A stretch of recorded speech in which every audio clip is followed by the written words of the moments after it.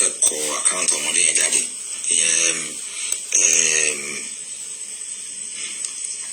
ọmọ ta Fọlá mo fẹ́ kọ àbí orí Fọlá mi tí fún Fọlá ló ẹ̀lọ́ ẹ̀ka yẹn wọn gbọ́ yẹn o. ẹ bá mi sọ sókè màdàm ṣe bọ́ ẹ bá mi sọ sókè màdàm ṣe bọ́ ẹ bá mi sọ sókè. Okay sir, sorry ẹ kú ètò sir, ọlọ́run máa bùkún yín o, ilé àtọ̀nà yóò ní dàbí lágbára náà, àwọn ọmọ yẹn àdìrú wọn àdìgbà lágbára Jésù, ẹ ṣe fẹ́ kó dà. ẹ̀rọ má bínú màdàm àmì ọ̀nà ẹ má bínú ẹnì kan sẹ́yìn mẹ́sẹ̀gì ń sìn yìí ó ní ẹnì kan kò sọ di I will sponsor that dada boy education to university level please sir. ẹnì kan sẹ́yìn information sẹ́yìn wọ́n ń bẹ́ẹ̀ màdàm. Okay sir, wúmà yẹn ni mo fẹ́ kọ́ ọ̀gbà lámọ̀ràn díẹ̀. Ẹ jọ bẹ́ẹ̀ sí kọ́kọ́ sọ fún wọn lákòókò. Kẹ́rì kó jẹ́ kí education àwọn ọmọ yẹn kó mú lókùnkúndùn. Gbogbo àwọn ṣe ń gbérò àwọn tó ti fẹ́ tẹríba àwọn yẹn báyìí. Wọ́n láwọn kíláàsì kọ̀ọ̀kan tó ti jọ ọ̀pẹ́rẹ́tì social media. Àárín àbíjọ à ń ṣe bẹ́ẹ̀dì ọmọ. Ṣé rí kíyàn ṣe bẹ́ẹ̀dì ọmọ kò ìyẹn ò ní ṣe priority o. It is not a priority to any single mother tó bá mọ̀ kan tó ṣe o.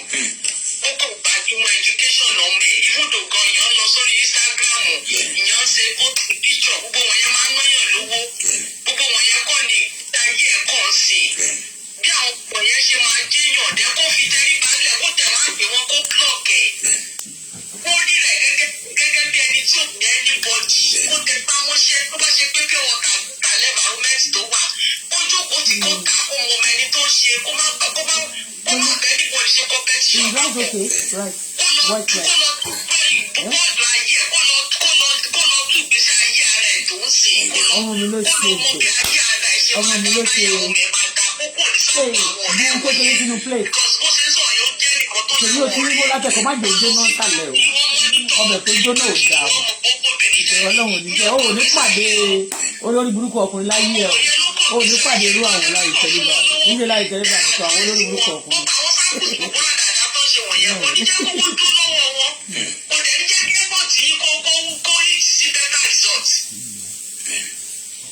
Àwọn kan ní ritual àjẹ́ màá ṣàlàyé fún yín ìṣe ritualist láì tẹ́lẹ̀bà.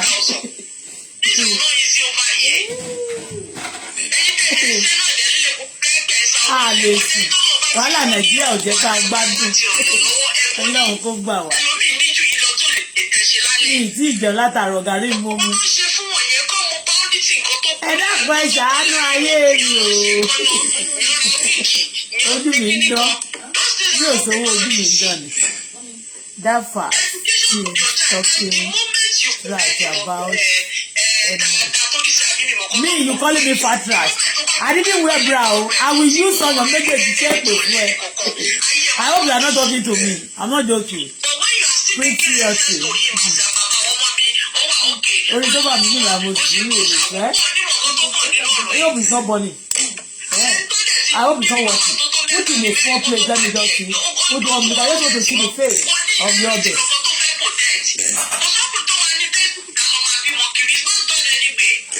Mo láwọn èèyàn ní tí wọ́n ní wọ́n bí wọn kiri ọmọ tó ń bí ẹni tó ń jẹ́ pé kó wò lè jèrè ọmọ ó mọ tó ń sọ̀rọ̀ kò jèrè ẹ̀ ló ń sọ yẹn ọmọ tó máa ti àbíkẹ́ ẹ lọ gbàdúrà kẹrin mẹ́tẹ̀ẹ̀kẹ́ gbàdúrà yín dáadáa àgàgbóyẹ náà ti ń lò wọ́n á lò yà wọ́n á lọ mọ́ lé in fact these days wọ́n produce the gun to use their children for.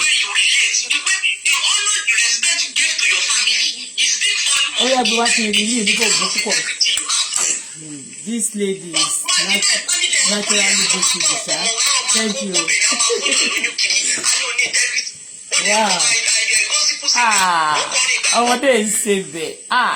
First time ọmọ mi ṣe sí àti ó ga.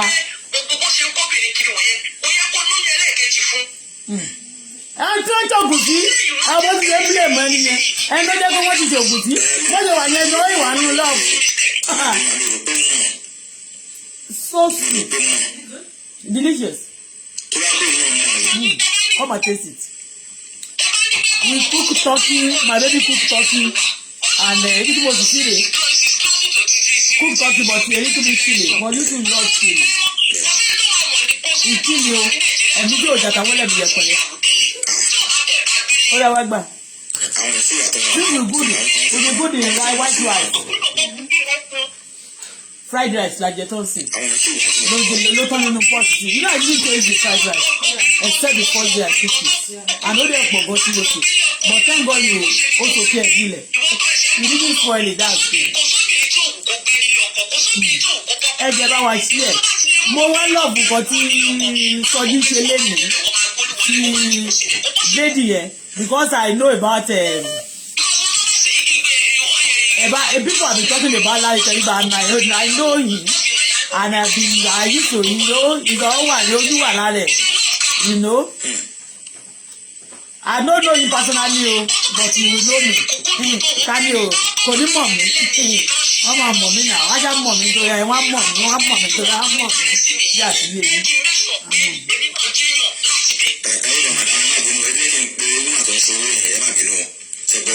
Mo láìsí torí pé mo kàn sí láìsí.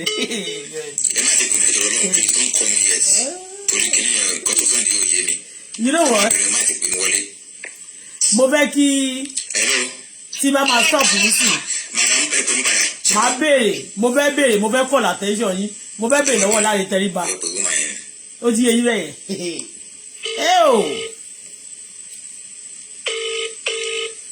kò ṣe ẹ̀jẹ̀ tán ti dá tẹ́lẹ̀ o torí ẹlẹ́ṣẹ̀ ní gbogbo wa ṣùgbọ́n ó ti dẹ́ṣẹ̀ rí tá a ti ẹ̀mọ́ dáadáa ìbọn ti yẹn kọ́ ìyẹn kọ́ la fẹ́ sọ bọ̀dí ara wọn obìnrin yìí àbẹ́ tí wọ́n máa lo obìnrin mọ́ fún rítúà tó bá lo obìnrin tó ọmọ yìí sọ̀rọ̀ ìyàwó yẹn sọ̀rọ̀ kan ọmọ yìí ò tiẹ̀ tí tó fọ́ kò tí tẹ̀gbẹ́ fọ́ọ̀tì kò tí tó first daughter mi èèyàn lọ àmì first son mi 30 ó ṣẹ̀fẹ̀ pé 30 years ni ó ti ń fọ́lò ayé bẹ́yẹn wọ́n ti lò wọ́n ti gbogbo ẹ̀kọ́ rí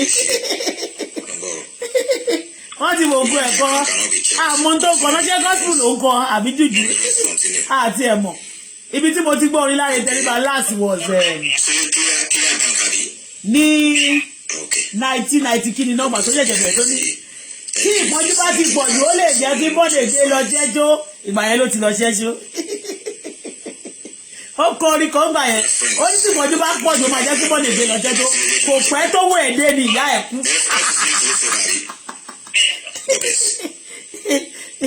kò pẹ́ tó wọ owó Larry Teriba dé gbà yẹn kò pẹ́ ìyá ẹ̀ kàn kú ni àwọn ẹlòmíì ará ilé wọn ni wọ́n máa ń pa àwọn ẹlòmíì kẹ̀dẹ̀ ará àta ni ẹlòmíì tó bá ti lòyàn tó wá lé síwájú oh God confam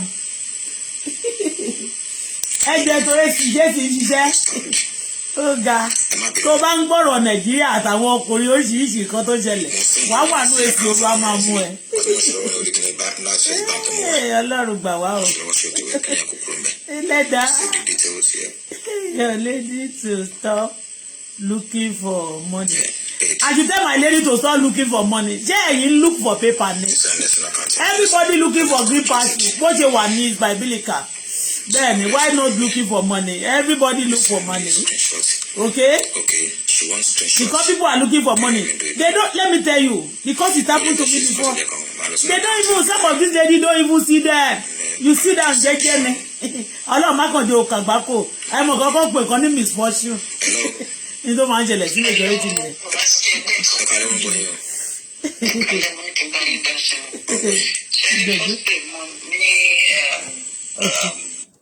Yes, I don't want anything to disturb me. I want to go quickly. I want to call because I'm laughing, but it's not a laughing matter actually. Toluwa lọmọ mi, Jésù tó fún mi. God bless you.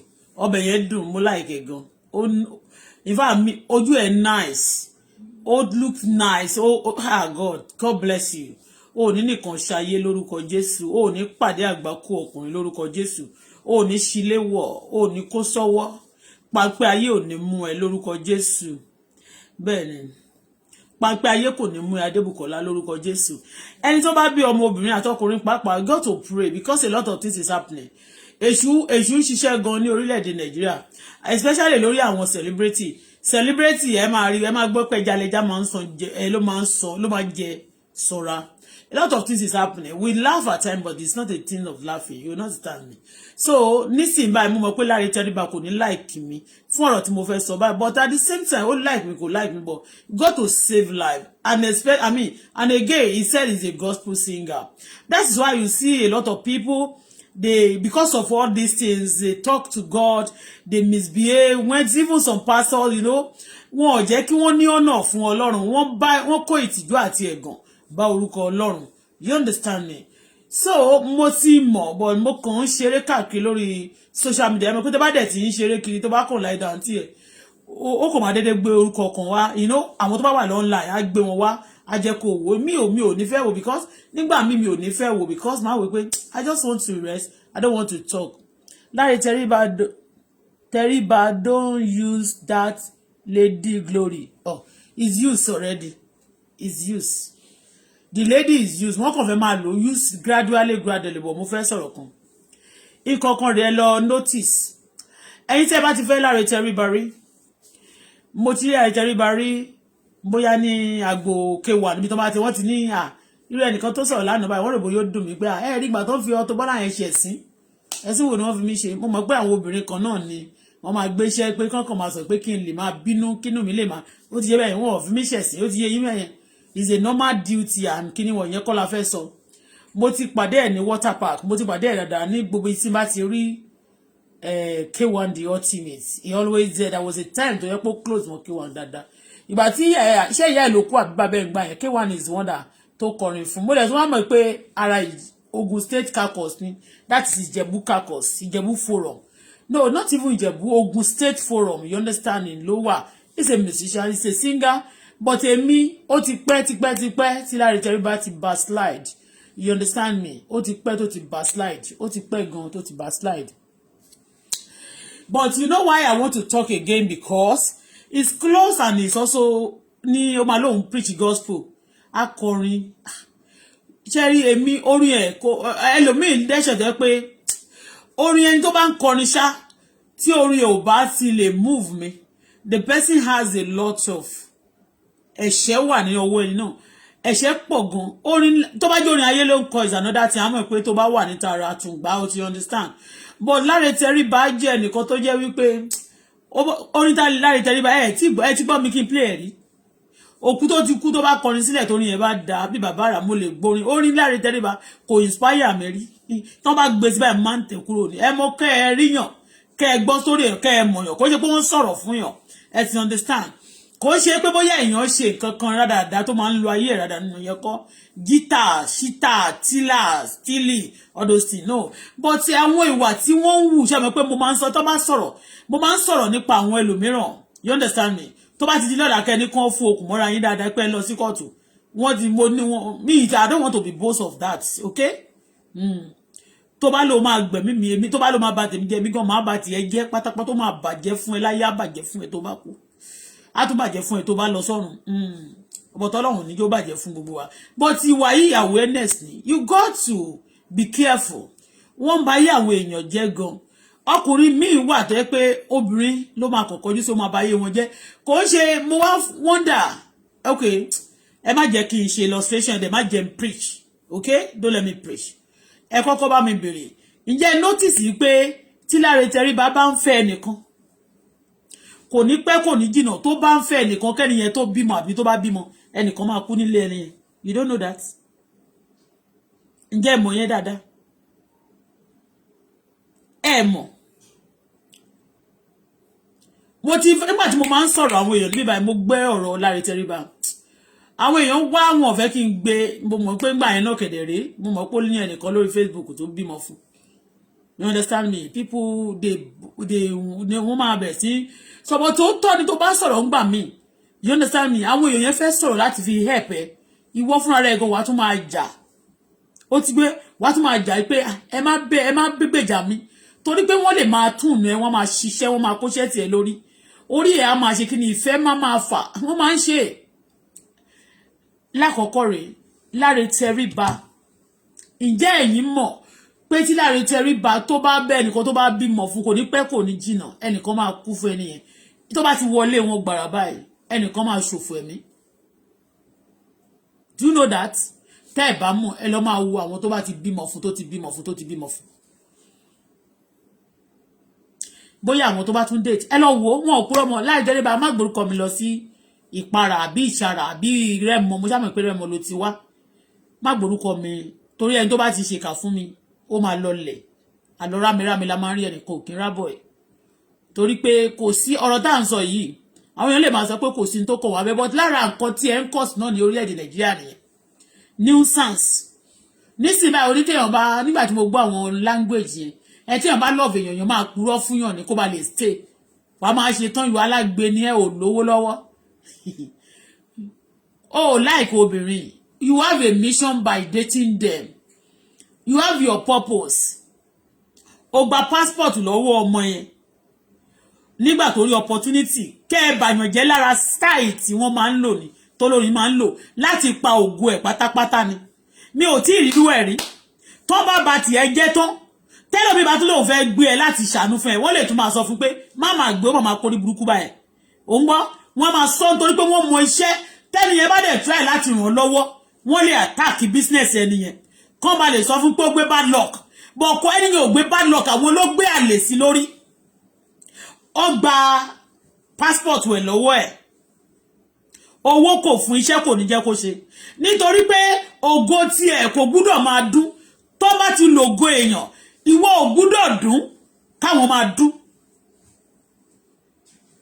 ìwọ ò gbúdọ̀ já gbangba nígbà táwọn bá wà ní gbangba ògo tí èèyàn tó tọ́ ni they are doing all this thing in tó wá dùn mí lọ́rọ̀ Nàìjíríà ni pé gbogbo fetish àti gbogbo agbára òkùnkùn tí wọ́n ní gbogbo demonic things yìí there is no one tí wọ́n fi help Nàìjíríà nínú ẹ̀ is to destroy Nigeria because wọ́n máa wọ́n pé báwọn ṣe ń destroy Nigeria sí nísìnyí lady tó ń sọ̀rọ̀ yẹn sí tí wọn ò bá ṣe ọ̀tọ̀ ní kó fún lówó ọ̀tọ̀ ní kó ní problem ní ọjọ́ ọ̀la o ó ti gbẹ́sẹ̀ sílẹ̀ ó ló ṣépè pé tó bá máa jèrè àwọn ọmọ yẹn ó ní káyé òun bàjẹ́ kò ń ṣe pé òun máa kú o ó ti lògo ẹ wo àwọn ó ṣe ó mọ nǹkan tó ń sọ kò ń ṣe pé ó sọ nìkan nítorí pé inú ń bí ó sọ nítorí pé mo ṣe tóun ti ṣe spiritually pé òun ò lè jèrè ẹ̀ ìyẹn mi pé tó bá wà láyé tí ìyá ọmọ yẹn ò bá gbàdúrà wọn ò ní jẹ́ kó ṣe dáadáa lè ṣe rí míì nínú wọn I tell you àwọn tó ń ṣe ìkà yẹn tó ń ṣe agbára yẹn tó wà fún wọn ní agbára yẹn they are destroying Nigeria also nígbà kan mo máa ń sọ ma ní àtẹ̀mí bá lágbára ma ní màá dẹ̀ sọ pé kí wọ́n dẹ̀ pa àmì kan pa gbogbo àwọn tó ń ṣòṣà tó máa ń ṣe fetish things yẹn pé kí wọ́n mú wọn kúrò káwọn èèyàn kò máa bẹ Ọlọ́run kan kí ìjọba dẹ̀ máa fáwọn èèyàn lówó kó máa assist àwọn èèyàn things will be okay you understand because àwọn tó ń ṣe kíní yẹn fún wọn wọ́n fi ń ba destiny others jẹ́ ni are you getting me bó ṣe fẹsẹ̀ lulẹ̀ yẹn pé tó bá máa jèrè àwọn ọmọ yẹn òun kò ń kú kò lè jèrè wọn kì í ṣe pé ó ní wọ́n máa kú àbí pé wọn ò ní dàgbà lójú òun àbó náà máa ṣe kú no they something ó ti mọ̀ pé iṣẹ́ tó ń lò number one passport tó gbà wọ́n gba passport èèyàn ó gbé lọ ìkọ̀kan ló fi ṣe kò ń ṣe kó sọnù lọ́wọ́ ẹ̀ ó ti ṣẹlẹ̀ sí èmi tí mo gba passport mo gba visa tẹ́lì kan sọ fẹ́mi kẹ́mi mú passport mi wá mo ti sọ lórí Facebook yìí wọ́n ní mú passport mi wá wò pé èmi ojú kí náà tiẹ̀ fi ń pè mí ná ṣé èmi jọmọ school ni àbẹ́mi jọmọ get inside ṣé èmi yẹn jẹ́ ọ̀hún mo sú àbí mo jọ àwọn ọmọ táyéjọ́lẹ̀ àárín college of education àbí mo jọmọ Yaba Tech àbí mo jọmọ ojú ẹlẹ́gba àbí mo jọmọ club kan náà mi ò fi bú wọn o ṣé mo jọ ni mi ò ń ṣe ọmọdé náà I get me they collected wọ́n béèrè lọ́wọ́ mi náà passport wọ́n ní kí n mú wá nígbà mo wá wò pé kí ni wọ́n fẹ́ fi ṣe ìyẹn mi kò ń fẹ́ pa ògùn ẹ̀ ráúráú wọ́n tó bá ti bàbá wọn ló sọ̀rọ̀ tí ẹ bá dẹ̀ ti sọ̀nù báyìí tó bá fẹ́ lọ gba passport ní mi they go to God wọ́n máa fi yẹn wọ́n ní kò kì í ṣe ìfẹ́ tó bá wo èèyàn máa ló love mi ni kò fẹ́ kí n lọ wọ́n don't be deceived it's not love they did something there is a spiritual aspect of it ó ní ìkọ̀kọ̀ tó máa ṣe spiritually ajẹ́tí mi báwo lóbìnrin ọkùnrin ṣe máa wà tó bá ti wá jẹ́ kó obìnrin yẹn bímọ tán tó ti sọ wọ́n di kọ̀ǹgẹ̀dẹ̀ tán á wá sọ fún wọn pé kó máa tọ́jú ọmọ yẹn àmọ̀bá ló máa mọ̀ ipá lágbè lòun ẹni yẹn sọ pé ó tún lọ patí ó tún wá lọ gbé ọmọbìnrin míì ṣé kò mọ̀ pé òun wá sọ pé ṣe yẹ owó kọ́ ló máa fún yẹn ó fi ń ṣàyàn ogún ẹ̀ ní àwọn pípọ̀ òun yẹn tó ṣe ń gbé wọn yẹn ó fi ń ṣàyàn ogún ẹ̀ ní owó kéékèèké tó ìfẹ́ kò gbúdọ̀ fún ẹ lówó tó pọ̀ tó ní tó bá fún ẹ lówó tó pọ̀ lè máa dún dáadáa kó rí owó kó rí owó ṣòwò wà lè bẹ́gbẹ́ mu ní moment tó bá ti ń gbẹ́gbẹ́ mu tó ń fara ròyàn níta then kò bá tún rí ẹ tó bá há ẹ ó mọ̀ suppress ògo títí ẹ though the moment they see you they want to gbé ògo ti ẹ mẹ́ wọ́n fẹ́ ní orí yẹn ní wọ́n fẹ́ mú pọ̀ọ́pọ̀ kan mọ́gò mi kó lọ́nà kógo tí wọ́n lè nìkan lè wà lókè olórin tó kọ́ yẹn mọ̀ kan tí wọ́n sọ kò ṣe olórin nìkan wọ́n ṣe fún gbogbo èèyàn wọ́n ṣe fún ìyàwó wọn wọ́n ṣe fara wọn bẹ́ẹ̀ ni mo sọ fún yín ẹlẹ́dọ̀mí tó bá ti ṣe báyìí á dá lójú pé tóun bá ti bá obìnrin yẹn ṣe òun kò ní níláárí mọ́ ọmọ ẹ̀ ló máa padà níláárí á nígbà yẹn wọ́n máa fọmọ yẹn tó bá ti yàjà wọ́n máa nínú struggle nínú ilà yìí lo náà wọ́n máa ṣe ìyá ẹ̀ máa ṣe wàhálà yẹn àwọn èèyàn kàjẹ́ bíi fọ́ọ̀n pé ṣe ni wọ́n cash fọ́ọ̀n tó fi ń ṣakọ it's a lie they are destroying people's life ladies life wọ́n bà yé àwọn èèyàn jẹ́ ni and they are contributing nuisance àwọn bà economy jẹ́ ní moment tó bá ti ń bà yé èèyàn jẹ́ ó ń bà economy Nàìjíríà jẹ́ ni I tell you torí ẹ̀ nígbà tí mo bá ń sọ̀rọ̀ pé àwọn èèyàn point finger ìlú le o irú ẹni tí ìlú le fún tí ìjọba bá tiẹ̀ wá ṣe pé ókè mo máa fi 30,000 100,000 support àwọn Nigerians tó bá di lọ́jọ́ ọ̀la o ẹni tó bá ti lọ lo spiritual power fún tí wọ́n ti lọ lo kádà rẹ̀ tí wọ́n ti lọ ba iṣẹ́ tó ti lọ ba ìṣẹ̀dá ẹ̀jẹ̀ níbì kan tó ń gbèdè síbì kan then it will be difficult for the person torí wọ́n fẹ́ kó di beggar ni then tó bá ṣiṣẹ́ wọn ní jó jèrè tó bá gbìyànjú láti ṣe wọ́n máa bàjẹ́ pẹ̀lẹ́nu ẹ wo nǹkan tó ń ṣe fún mi lórí Facebook yìí kò ń ṣe nítorí pé wọ́n ṣe fún mi nítorí pé bóyá mo bad wọ́n ṣe fún mi nítorí pé wọ́n ò fẹ́ wọ́n ṣe iṣẹ́ kan wọ́n fẹ́ dìbò èmi fara mi wọ́n fẹ́ dìbò gómìnì àdúrà tẹ́ máa ní tí máa gbà tí máa ń ṣe pé normally ó ti ń ṣe pé jù mo mọ nǹkan iṣẹ́ tó ń ṣe fún mi ni because I want to tell bẹ́ẹ̀ ni àwọn èèyàn tó dẹ̀ mọ̀ pé nǹkan tí wọ́n ṣe bó ṣe ṣe nìyẹn àwọn èèyàn mọ̀ nǹkan tí mò ń sọ yìí but wọ́n ìmọ̀ máa sọ ni pé ìjọ tó kàn ní láti bá yé ẹ̀jẹ̀ ó dàgẹ̀ báwo ló ṣe máa rí obìnrin kò ṣe mistake nígbà tí ò tí bímọ fún ẹ o tó bá ti wá bímọ méjì tó bímọ mẹ́ta tán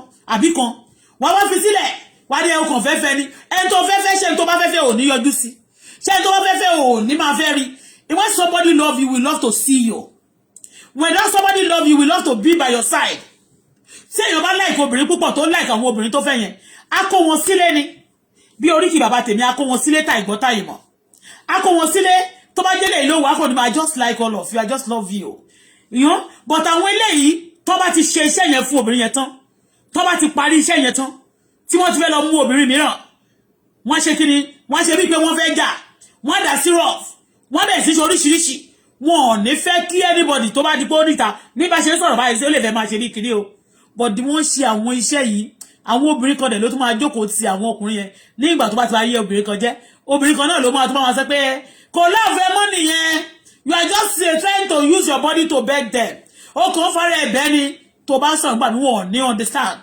àwọn èèyàn tó bá ti mọ̀ ó máa ṣe á ní òòrà mọ́ bẹ́ẹ̀sì 30 something million dollars I mean 30 something million kò dẹ̀ rí owó school 25,000 àwọn èèyàn tí ò tiẹ̀ ń ṣe tẹríba tí wọn ò tiẹ̀ ń ṣe láre tí wọn ò tiẹ̀ kọ́ gospel tí wọn ò tiẹ̀ kọ́ music rárá wọ́n ń gbé ọmọ wọn sí school tó wọ̀ tí 200,000 pẹ̀lú owó tí láre tẹríba ní wọ́n sanwó school ọmọ wọn wọ́n ṣe dáadáa fún ìyàwó wọn èyí tó bá jàjàfẹ́ tó márì nínú wọn wọ́n tún lọ wá obìnrin tí family bá wà òkè wọ́n lọ ní ilé onílé when you see story of these people wọ́n lọ ọ̀dọ̀ àwọn family tó lówó dáadáa wọ́n lọ mú ọmọ wọn kan kò ṣe pé wọ́n dédé mú oògùn ni wọ́n máa lọ fi mú tó bá mú ọmọ yẹn tán wọ́n fẹ́ bà gbogbo ayé ẹ̀jẹ́ ni wọ́n bà ayé ẹ̀jẹ́ spiritually tó bá tún di kan physical wọ́n bàjẹ́ wọn ọ̀gbẹ́yìn tó bá wà lọ́wọ́ obìnrin yẹn wọ́n gbà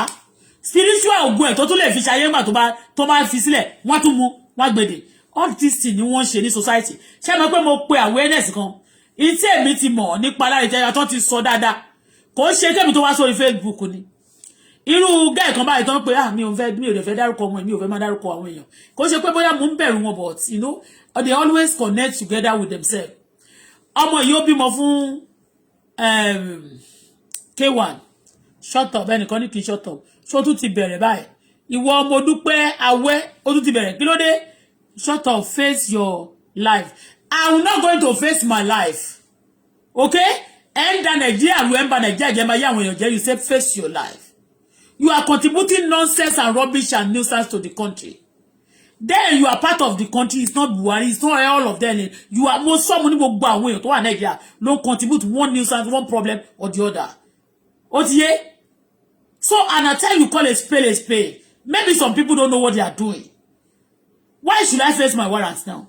Because, oh, sorry, over me. But I just saw you, ó dẹ̀ kéré gan. Bó ṣe wà yẹn, kò ní fẹ́, láre kò ní fẹ́, kò sí tẹ̀lé sọ fún, kódà kan kó gbogbo wáyé sórí ẹ̀. Kò ní fẹ́, tó bá yá ó máa dodge pa nítorí pé ti lo chef. Kò ní fẹ́, kò dẹ̀ love anybody, he love nobody. Kí ẹni yẹn gan lọ lówó lọ́la. A kàn ní lówó fún ọmọ ẹ̀ ní kó tọ́jú ọmọ ẹ̀ ló máa jèrè ẹ̀. Alọ́mọ wo ló fẹ́ jèrè. Torí pé wọ́n ti ẹni tó sọ pé òun ò ní jèrè ọmọ, ó ti mọ̀ nǹkan tó ṣe. A kò wí pé òun kàn help ẹ̀ ni, kó kàn lè gborúkọ á mi ti máa sọ pé wọ́n bímọ fún Láre Tẹríba. Wá tí máa fi yẹn jáwó ngboro kò jáwó. Are you getting what I'm saying? Kò jáwó. All these things. Báwo ni a ṣe lè stop kíní ní àwùjọ? Kí ló fà á tí àwọn èèyàn èmi ò rí káwọn celebrate abroad. Silidan ọmọ àdúgbò tí mo wà yìí ni. Silidan ó ti darúgbó sí. But ó lówó wà òkè. Èmi ò rí pé wọ́n ṣe gbogbo fúdù gbogbo jàtijàti bẹ́yẹn. Káwọn èèyàn máa lo èèyàn kan máa ṣe oríṣiríṣi. Ẹlòmíì wọ́n á pa sọ̀rọ̀, ẹlòmíì wọ́n á pa sáyé. Ẹni tó gbóbìnrin sí tó ti lo kádà rẹ̀ tán. Tó ti lo kádà rẹ̀ tó ti sọ́dà woro. Wọ́n ní kó bá ti tọ́jú ọmọ yẹn á padà wá jèrè ọmọ. Kí ló dé tí wọ́n fúnra rẹ̀ tó jáde tí ó ṣe ṣe tán yunifásítì tí ò lè jèrè ara ẹ̀ fúnra rẹ̀ tó fi jẹ́ pé á wá dúró kọ́mọ yẹn dàgbà. Ní tó máa ń ṣe rèé o. Wọ́n ti lo gbogbo ògùn ẹ̀ tán wọ́n wá ní kó máa gbìyànjú kó máa struggle láti tọ́jú ọmọ yẹn. Tọ́mọ yẹn bá dàgbà wá ló máa sanjọ́ fún. Ẹ máa gbọ́ o, wọ́n ní tọ́mọ yẹn bá ti dàgbà ó máa sanjọ́ fún. Ìyẹn ni pé ó lọ yáwó wọ́n fi ògo ti ẹ̀ yáwó fún ọdún pípẹ́. So ìgbà táwọn ọmọ yẹn bá dàgbà tó bá ti wá níláárí lòun ṣe máa bẹ̀ sí níláárí. Just imagine, this is their mentality. A lot of people, a lot of them, they have been doing this to people, to ladies. Kí ni àwọn èèyàn lè ṣe láti máa way forward? Ẹnìkan ní pé tell your ladies to face their warrant, not to be looking for money. Who is looking for money? Some of these ladies don't even look for money. Some of these ladies don't even like them. Some of these ladies don't even call for them. Some of these ladies, when they call them at time, one man, èmi ò fẹ́ wàhálà o. Wọ́n ní kò sí wàhálà. They will deceive you like this. They fool àtọmọdé àtàgbàlagbà. They full of deceit. Tó bá sọ̀rọ̀ tòótọ́ yẹn wọ́n á rò bóyá ṣe ni wọ́n búyàn. Ṣùgbọ́n àwọn ayé tí wọ́n dì sí ìgbèkùn yẹn, kò sẹ́ni tó lè wà lóko ẹrú tó dì sí ìgbèkùn tínú ẹ̀ máa dùn. Kò sẹ́ni tó lè máa mọ̀lẹ́sà ayé ẹ̀ tó jẹ́ pé ó máa rí ẹlẹgbẹ́ tí àwọn ẹlẹgbẹ́ ń ṣe nǹkan tó dára, tó dẹ̀ rọ̀ wọ́n lọ́rùn tóun máa tiẹ̀ máa wádìí nira, tó sì mọ̀ pé ẹnìkan ló kọ̀sẹ̀ ló ń ṣe fóun. Ṣénú ẹ̀ máa dùn. Àdúrà mìíràn tí èmi bá ń gbà nígbà mìíràn fún àwọn nǹkan tẹ́mi believe tí mo dẹ̀ mọ̀ pé wọ́n ṣe fún mi ni. Tó bá rí pé wọ́n gbàdúrà, wọ́n ní máa fẹnu bà ẹ́ jẹ́, wọ́n máa monitor bó ṣe ló ń stock òun yẹn, ara system wọn ni. Iṣẹ́ burúkú wo nìyẹn? Téèyàn bá love ẹ tó bímọ fún ẹ, báwo ló ṣe máa stock òun máa ní káwọn èèyàn máa ṣàánú fún? You want to see the person going through pain and you want to be riding your car. You want to be going and flexing your muscle. All the money tó bá ní kó máa jayé orí ẹ̀ káàkiri. And then nìkan máa fi ọmọ, a máa gbìyànjú, a máa jìyà, a máa sunkún. Ìmí nínú àwọn ìyàwó wọn ló kú. Ìmí nínú wọn ló ronú kú. All this thing wọ́n sọ ní society. But thank God, àwọn awareness táwọn èèyàn ò bá mọ̀. Let me tell you and let me tell you. Listen and listen to me good. A lot of people, when I came to speak, when I'm talking about them, etí òní tí jùlọ wò pé lẹ́yìn dẹ́n sọjú nù kí for parí. Wọ́n some courage. They came out. People begin to come out and tell story. You understand me? Ẹlòmíì àni wo èmi kò fọ́kọ mọ́ o. Nísìnyí báyìí torí tí ó bá ní mi ò fẹ́ mọ́. Wọ́n wá rí ìyá kan pé eléyìí tún ti ṣe báyìí fẹ́lẹ̀. Ẹ jẹ́ ká lọ tún ràn lọ́wọ́. You understand me? Wọ́n wá ń damage ayé àwọn èèyàn. Wọ́n ń gbé sílẹ̀ tó bá ti damage tó máa gbé lẹ̀ fún wọn. Tó bá ti gbé ayé tó wà branded, tó wà new, tó wà cha-cha-cha-cha, tó new pa, tó jẹ́ pé ògùn ẹ̀ ń bẹ́ ló ṣáná gidi, tó bá filẹ̀ tó máa ṣe dáadáa fún rẹ̀, wọ́n wá gbé, ó ní nǹkan tó dẹ̀ fi ń tẹ̀sí ẹ o. They got those things, tó fi máa ń tẹ̀sí go. Tó bá ti fọwọ́ kàn báyìí, àbí tó bá nìkan tó máa fi wò báyìí, wọ́n máa ti mọ̀, wọ́n ti sá o, gbogbo wà lára ilé. Ó ti yé, tó bá ti gbé báyìí, wọ́n kàn damage ògùn ẹ̀ fún ni. Wọ́n ti gbà, wọ́n á ṣe, wọ́n yọ gbogbo ẹ̀, wọ́n á sọ dìkòrò fún, wọ́n á gbé sílẹ̀ fún. Wọ́n wá ní kó lọ máa bá yí. Àwọn èèyàn tó bá tún fẹ́ wá help ẹ wo orúgẹ́ lady tó ló tún fẹ́ help òun yẹn tó ń bá lọ sóòtẹ́ kan a ní kó má lọ bẹ̀. Ìyá máa wí pé ó ń jealous ni kò fẹ́ kó ṣiṣẹ́ ẹni tí ò fẹ́ kó ṣiṣẹ́ wọ́n fẹ́ kó o máa ìgbà míì tó bá lọ bí iṣẹ́ tó bá jẹ́ pé 5 days ló yẹ kán fún ẹ wọ́n á pé gbogbo bí tó bá ti ń ṣiṣẹ́ wọn ní kán fún ẹ 3 days 2 days 1 day kó má bàa ní extra owó kó má bàa ṣe báyìí kó ṣe kó má bàa ga pá tó bá lówó gan kó tiẹ̀ máa kó fún ọ báyìí no but spiritually they have done something with your life okay ọmọ yẹn mi ò mórúkọ ẹ̀ kó dẹ̀ ń ṣe ìyàwó ìyẹlé nìkan gbogbo àwọn tí Láyé Tẹríba bá ti lọ báyìí lọ́wọ́ nǹkan tí mo sọ yẹn tó bá ti wọlé ẹ̀ gbàrà Láyé Tẹríba àwọn àṣàmú kí ni wọ́n pè lára àwọn nǹkan tí wọ́n try láti tí wọ́n study nípa ẹ̀ ó ní pé èèyàn máa kú fún ẹni tó bá fẹ́ yẹn àbí tó bá bí tó tọ́ ni ìgbà tí lẹ́yìn yẹn ti sọ pé ìgbà tí bàbá òun wá síìkì wọn ò ní fún bẹ́ẹ̀dì tó wá ṣe nígbà tó kú tán wọ́n wá ṣe ẹ̀wà tí ó tún sùn sórí bẹ́ẹ̀dì tó bá jẹ́ pé bó ṣe kọ́kọ́ wọlé yẹn lára iṣẹ́ tó bá ṣe fún ẹ àwọn èèyàn tó bá lè help ẹ torí pé tí àwọn èèyàn bá súnmọ́ ẹ tó bá jẹ́ káyé ẹ dùn kó ní àwọn alátìlẹyìn tó wọ́n pé tó ṣẹlẹ̀ kó right wọ́n mú gbogbo wọ́n lè pa wọ́n lè yà wọ́n pẹ̀lú ẹ kó da gbogbo nǹkan ẹrú so that nobody will be by your side you be alone I thank God once again lórí Facebook yìí náà pé ayé tó ti túnṣe náà wà irú bá ṣe sọ̀rọ̀ yìí náà àkàìmọye relief tó máa ń fún àwọn èèyàn àkàìmọye courage àti fún àwọn èèyàn you understand me no they take a lot of me they chase people away from you then wàá máa wò pé bóyá love kò fẹ́ kẹ́nìbọ̀dì rí ẹ in fact wọ́n tún máa ń dájà sílẹ̀ ìwà wọn nìyẹn kò ṣe Láyé Tẹríba nìkan but Láyé Tẹríba yẹn mọ́rítì tí èmi fi lọ tí mo fi sọ̀rọ̀ ẹ̀ báyìí pé tí ìyẹn nísìnyí báyìí ó kó ìtìjú bá kìrìsìtẹ́nì ó ń purọ́ ó ní I don't want to be living a fake life nígbà tẹ́mi náà rí tán interview ẹ̀ I don't want to be living a fake life what do you mean by fake life as a child of God if you want to tó bá fẹ́ kọ nínú ayé wàá kọ́ orin ayé náà mí gan tiẹ̀ wà tó bá jẹ́ pé arẹ́ lòmí gan tá a pè tó jẹ́ pé orin inú ayé ló ń kọ tó yẹ pé ó decent gan okay ó decent mi ò sọ olórin kan mi ò fẹ́ pọ́nlé púpọ̀ tí n bá pọ́nlé sì wọ́n máa gbé gbogbo fọ́ọ̀tì ẹ̀ wá fún mi ní èmi o mo mọ̀ pé Adéwálé Àyùbá mo mọ̀ pé ìyàwó kọ̀ọ̀kan ló fẹ́ but Adéwálé Àyùbá kò fi obìnrin bára ẹ̀ jẹ́ too much bẹ́yẹn kò dẹ̀ kọrin Christian ìgbà kan dẹ̀ wà rí tí Adéwálé Àyùbá ti ṣàwórí tó ti ṣe gbogbo àwọn kan tinú ayé iná rí bọ́ kò fóbìnrin bára ẹ̀ jẹ́ débi pé kó máa kàn lo star kó máa lògo àwọn èèyàn kó máa ṣe ritual tí gbogbo àwọn èèyàn tó jẹ́ mùsùlùmí tó ń kọrin ayé bá ṣe kí ni Tẹríba ọmọ máa ṣe fún kí ni Tẹríba ọmọ máa ṣe fún adẹ̀tún ní gọ́ọ̀tà tún lọ sọ́dọ̀ màmá ní tó máa ń sún mi lọ́rọ̀ màmá Àjàyí yẹn nìyẹn oríṣiríṣi àwọn èèyàn kan máa kó fáírọ̀sì wá bá wọn Ọlọ́run Elédùmarè gbọ́ nígbà tí the other person tó lọ mẹ́ẹ̀ kí ni wọ́n porúkọ ẹ̀ṣẹ́ kí ni orúkọ di aláṣọ funfun iná tó jẹ́ tí wọ́n lọ sẹ́wọ̀n jọ sí nígbà tó dé gbà yẹn náà á lọ kó bá wọn nígbà tó lọ mo tún rí Láyé Tẹríba lọ mọ́mẹ́ ìyẹn kàn náìsì náà ni màmá yẹn kàn náìsì tí wọ́n ni kì í ṣe pé bóyá wọ́n ní kọ́ lọ máa ṣe ya àbí màmá yẹn kò tí ì bẹ̀rẹ̀ mílíṣì àti ìmọ̀ màmá yẹn nígbà tí Láyé Tẹríba ti ń ṣòṣù orí burúkú káàkiri ìyàwó tó máa bímọ fún Láyé Tẹríba tó mọ̀ pé kí lórúkọ Bísọ́lá ìgbà ìlú máa sọ pé Láyé Tẹríba fún àyìn torí ìgbà yẹn náà ó máa ń wá obìnrin torí wọ́n máa ń wá obìnrin láti tà fún wọn káàkiri tó bá ti sọ pé wọ́n fẹ́ gbé ẹ lọ fún celebrate kan wò ó jẹ́ ń sọ fún ẹ wọ́n fẹ́ tà fún ẹ ẹni tó kò ṣe pé wọn ò róbìnrin o bọ̀ tó bá rí ẹ tó bá ti sa kíní ẹ̀ wò lára ẹ tó bá ti jẹ́ pé iṣẹ́ wà lára ẹ pé isaac wà lára ẹ lè wọ́n kàn use ẹni wàá máa ní olóyin tó dísìn ní tí bàbá kan bá fún mi ní 100,000 ṣórí 100,000 tó ń fún ẹ yẹn wò ó wọ́n á fi gba billions gbogbo kádàrá ẹ̀ ló máa fi lò tán lájọ́ lọ́jọ́ ayé ẹ̀ wàá máa rí pé òrèyàn wàá máa gbọ́ pé òrèyàn ṣàánú ẹ mọ́ wàá máa rí pé àwọn olóore ń sá fún ẹ wàá rí pé ọ̀nà ẹ̀kọ́ ń dàrú gbogbo ibi tó máa ń dé tẹ́lẹ̀ tó máa rẹ́rìn wọn ò ní rẹ́rìn mọ́ wàá máa rí pé tó bá tajọ ò ní ta bọ́jà ẹ̀ ṣìpù gan wọ́n máa pò ẹ́ tì àwọn olóògbé máa sọ pé kó fi bú ẹ wọ́n lè lékùtà ni kò sájé lára ẹ̀ mọ́ ta ló kó ajé ara ẹ̀ lọ ta ló kó lájé lọ òkè Láyé Tẹríba ń sìn Christian ló pe rẹ̀ òun ní gbogbo àwọn èèyàn nígbà tí wọ́n ní ẹni TB Joshua tán ló kú òótọ́ nítòdodo I don't want to talk about TB Joshua is dead you understand me but tó bá sọ pé ó máa kú ní as at 2 months ago ó lè máa mọ̀ okay àwọn ètò ló wà lórí medication torí ọ̀rọ̀ tí mo sọ jáde yẹn a lot of people ti fi system dá mi lóhùn wọ́n dá mi lóhùn wọn kò lè dárúkọ mi ni wọ́n ti fi system dá mi lóhùn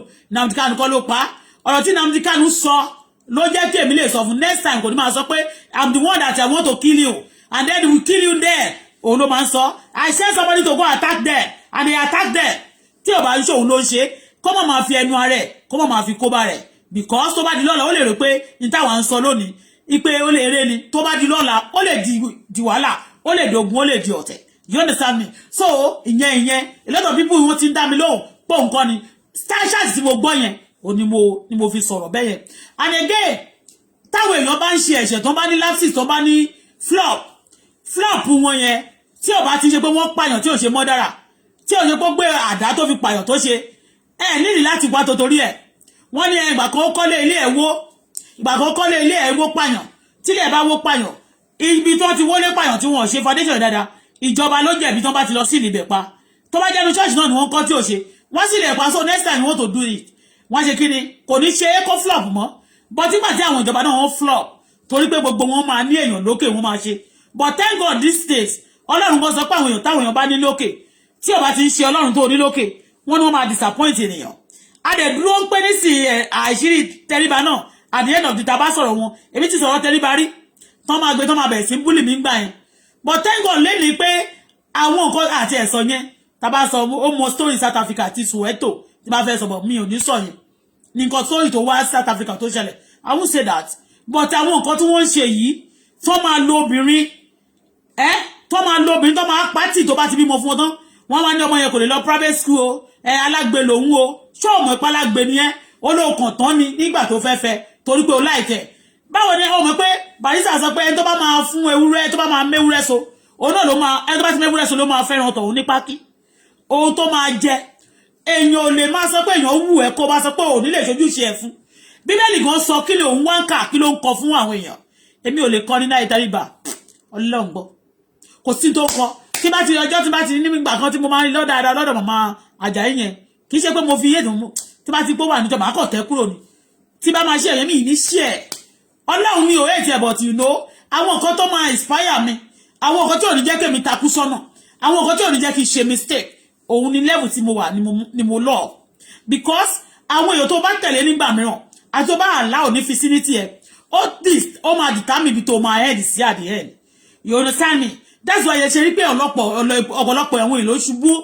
nínú eré ìje nítorí pé wọ́n gba occultic people láyè wọ́n gbà wọ́n láyè láti wá máa minister nínú church wọn wọ́n gbà wọ́n láyè láti wá máa sọ̀rọ̀ nínú ìjọ wọn wọ́n gbà wọ́n láyè láti wá máa jẹ́ bí guest wọn then tó bá ti ní wọ́n máa bẹ̀rẹ̀ sí manifest ẹ̀ nínú church tí wọ́n bá lè kọ́kọ́ introduce ẹ̀ sí bàbá olórí ìjọ màmá ìjọ àbí pastor tó jẹ́ olórí ìjọ wọ́n introduce ẹ̀ sáwọn ọmọ ìjọ àwọn ọmọ ìjọ bẹ̀rẹ̀ sí wà polluted àwọn ọmọ ìjọ bẹ̀rẹ̀ sí wà corrupt àwọn ọmọ ìjọ bẹ̀rẹ̀ sí wà evil tó bá ti wà bẹ̀rẹ̀ sí wà evil then kò sígbà tí ò ní dọ́dọ̀ olórí ìjọ then olórí ìjọ máa bẹ̀rẹ̀ sí ṣe kò ní lè ṣe a máa wò pé kí ló ṣẹlẹ̀ because you are invited some evil people some people that are cankerworm not even cankerworm alone they are killer of destiny ẹni tó ń lòyàn tó máa bí ọmọ kí ló fẹ́ preach fáwọn èèyàn pé òun jẹ́ pastor ẹni tó ń kọ gospel is a pastor bẹ́ẹ̀ ni ajínrere ni ẹni tó ń kọ gospel ajínrere ni lára àwọn tó ń lọ òun kàn sọ tiẹ̀ ní ti orin ni bíi Dáfídì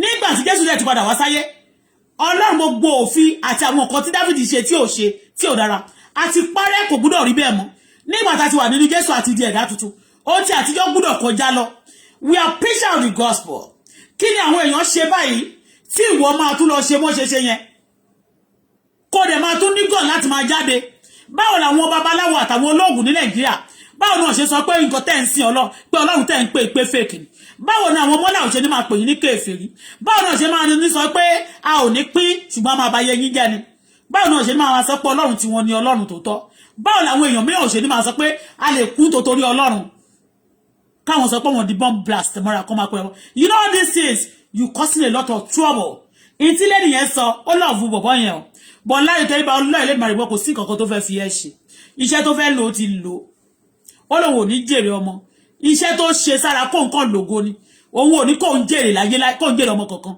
torí bí àwọn àròpọ̀ òun ń ṣe fún yín láti fi ẹ̀pù yín ni òun ní kankan ló ń ṣe o but in tó wá sú èmi lọ́rọ̀ tiẹ̀ ni wípé gospel àwọn gospel tí mo mọ̀ pé àwọn gospel kọ̀ọ̀kan máa ń ṣe ṣùgbọ́n òun yẹn àwọn tá lè ló ń ṣe bí àwọn tó ń lu tùǹgbà dáadáa bí Pàṣọ ó ti yé yín gbogbo ẹ̀rí kán gbéyàwó kán lo obìnrin kán lo wọn jọ kán máa lò wọn jọ ẹ bá pọ̀ fún iṣẹ́ mo máa ń sọ wọ́n wà lè pé wọ́n bú wọn ni especially mi lè mi fi bá wọn sọ̀rọ̀ ni mo fi bá àwọn èèyàn sọ̀rọ̀ òun ẹ̀ ń gbọ́ wọ́n bàjẹ́ ẹni bó ṣe ń ṣépè ní ó ṣépè fún ọ tọmọtọmọ ìwọ tó mú mi tó ló fẹ́ lògo mi ó fẹ́ pọ̀ ògo mi tẹ́rí mi nínú ọlá tẹ́rí mi nínú owó tẹ́mọ ní a máa mú ògbé a máa fojú ẹ̀ gbóná máa bá jà ní jẹ́ kó rí ògbé ẹ̀ lò mọ́ ṣé tí èmi bá gbàdúrà gbogbo ẹni tó bá ní márùngòlò ẹni tó bá darapọ̀ mọ́ ogun lé tó bá ní kó olúwa bá mi ká lọ́mọ máa ló ń ṣépè fọmọ lọ́mọ ṣé àwọn èèyàn fẹ́ kémi rògò tèmi lónìí. This is wickedness of the highest order. People are doing evil like this to people in Nigeria. And a lot of people wọ́n máa lajú wọn lè bá wọn máa wòran. Ọ̀tọ̀ ni ogun ìjọba, ọ̀tọ̀ ni ogun ọlọ́pàá, ọ̀tọ̀ ni ogun pé ọkàn tún lọ jẹ́jẹ́ ẹ̀mí. Ọkùnrin kan tó fẹ́ lóògùn, tó fẹ́ ṣáájò, tó fẹ́ gbóògùn, tó fẹ́ lo sáìsì kéèyàn, adédéwà bá ẹ. Pé torí pé o láìsìkì. Àwa bá ẹ, á dẹ̀ jẹ́ sí kòròfo. Àwọn adé mọ̀ nǹkan tó ń ṣe fún ẹ, wọ́n tún máa fẹ́ ṣe ẹ̀yẹ́ pé ṣe lo ṣàgbákò. Báwo ni Nàìjíríà ṣe máa continue in this level?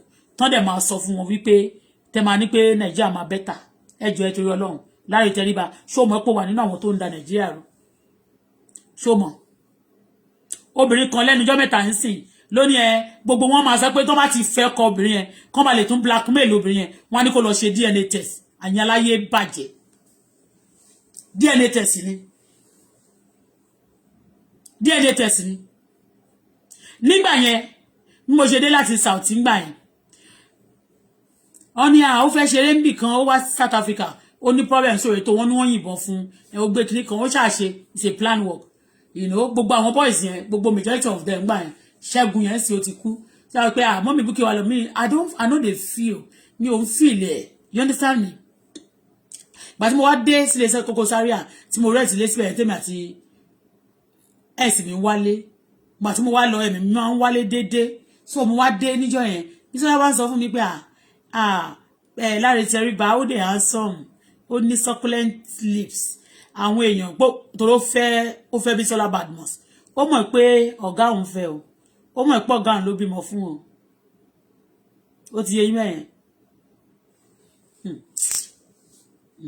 àwọn èèyàn máa ní Auto Bola yẹn sì ó máa ń sọ̀rọ̀ jùbọ̀ kí ni ká pe léyìí sí báyìí sí ṣé tó bá jẹ́ pé Ọlọ́run tó wá pé wọ́n lè fúnyàn ní oore ọ̀fẹ́ ni ní sọ fún ọkàn kọrin mọ́ ṣé gbàtàn bá dẹ̀ kọrin mọ́ ṣé wọ́n máa dẹ̀ bá sọ pé wọ́n wà ògo tó máa fi wọ́n wà ìṣẹ̀dá tó máa fi lògo tó máa fi kọrin káàkiri all of them but táwọn tí ayé bá ṣe kí wá ní ti àwọn tẹ̀mí tá ń pe Láre Tẹríba á súnmọ́ bàbá á súnmọ́ ìyá yẹn màmá tó ń ṣe kinní yẹn a mọ̀ pé kò sí náà ìjà ló máa ń gbẹ̀yìn àlè bó ṣe máa ń sọ mi ò sọ pálẹ̀ wọn but téèyàn bá súnmọ́ ẹ̀ tó bá jẹ́ bad mission they are still going to bá ti ṣe nǹkan tó fẹ́ ṣe sí a ṣe bíi ti ẹni ti bí yẹn náà ni because they are going one place to the other just to perform just to show that Satan is in them báwo ló ṣe máa pe Jésù tó tún máa ṣe yépa torí pé nínú Jésù mi ò rí pé wọ́n yẹ gbọ́dọ̀ lògo ayé ó ní ẹ wá sí ọ̀dọ̀ mi gbogbo àwọn tó ń ṣiṣẹ́ tó sì ṣiṣẹ́ tí ayé dẹ̀rù wọlé lórí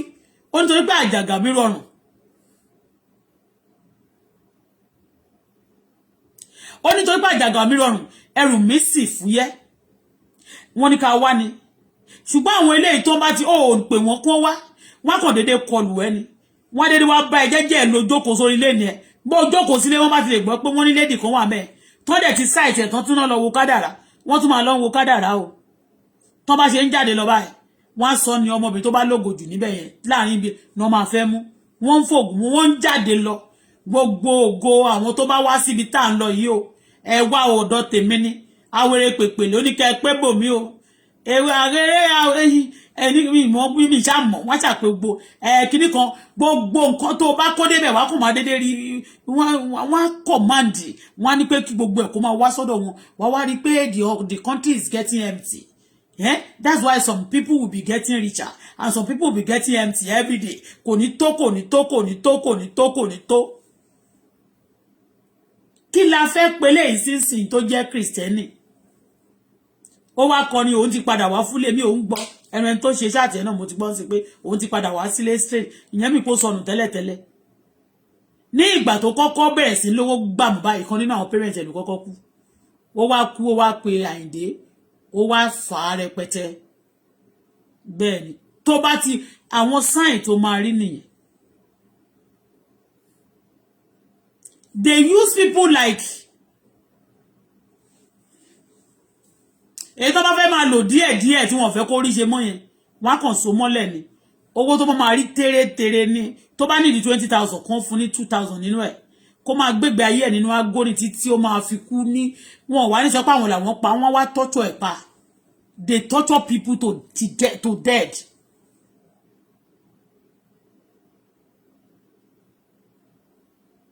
Tó bá tẹ̀ fẹ́ ṣe polygamy báyìí, ara wọn kan náà tó ṣe polygamy nínú wọn yẹn, bírú bàbá Sunny Adé yẹn. Gbogbo ìyàwó wọn yẹn wọn kọ̀kọ̀kan wọn máa ń jọ ya fọ́tò kún ọ̀lẹ́, wọ́n máa ń rí wọn.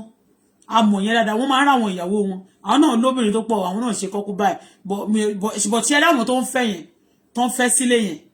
Ẹ gbọ́dọ̀ tó wọ́n sọ pé iṣẹ́ wọn máa ń pèrò. Iṣẹ́ wo ni ò pèrò? Àwa gan bá tiẹ̀ ṣe wà yìí gan tó yẹ pé blogger tó yẹ pé orí Facebook gan. Ẹ mọ iye kọ́ tó máa ń wọlé ni. Kó wá jẹ́ pé torí pé wọ́n ṣe sọ pé èrò ṣe pọ̀ ló máa ṣe. Àwọn èèyàn kàn fẹ́ ṣe tí wọ́n ní torí pé wọ́n ní bad mission láti máa ṣe. Àwọn Kìrìsìtẹ́nì tó ṣe tí wọ́n rí obìnrin tó pọ̀ tí wọ́n ọ̀dẹ̀ sùn pẹ̀lú ẹ̀ ńkọ́. Tí wọ́n sọra wọn ní public dog. Kí tẹ́ ẹ wá pàgbé public dog tó wá jẹ́ public dog wọ́n kàn ṣe for fun. It's another thing. But tó bá ní spiritual aspect, tó ní spiritual things, reason tó fi ṣe tó mission wọn bad, then it's terrible. Okay? O terrible. Mi ò kúrò o. Wọ́n máa sọ pé ó máa ń fura síyàn. Àwọn lára gift mi ni. Mo jẹ́ detective, spiritual detective. Yes, that's called design spirits.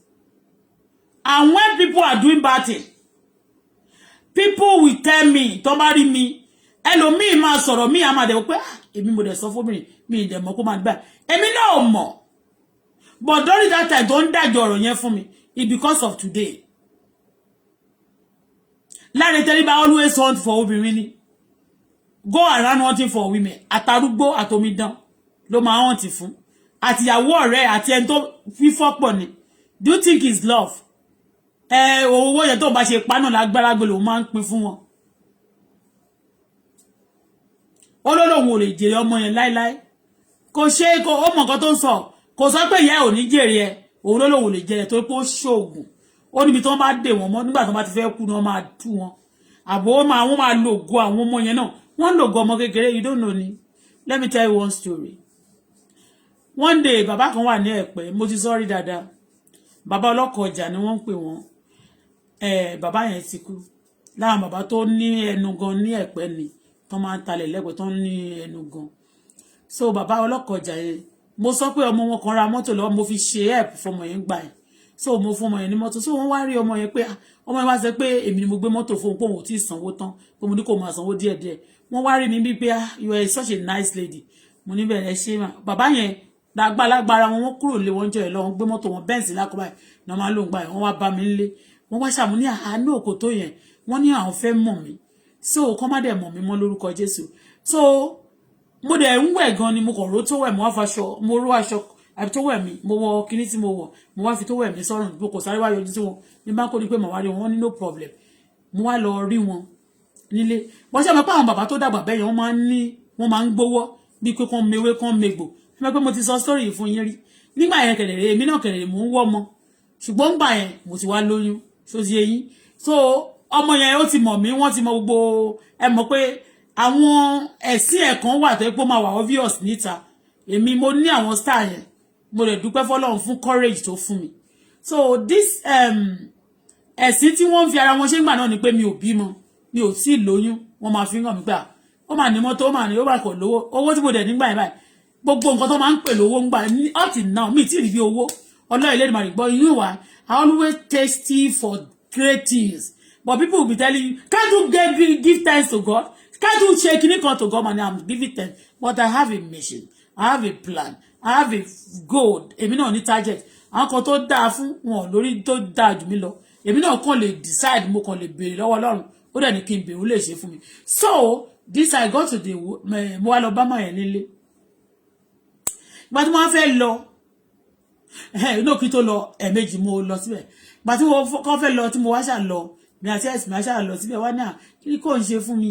Wọ́n ti wá sọ fún ipe bóyá mi ń wọ́mọ wá ní ọmọ mi ń kọ́ ọmọ wa pé àti ìbímọ gbàgbọ́ ẹ̀gbọ́n wa náà but èmi ti lóyún.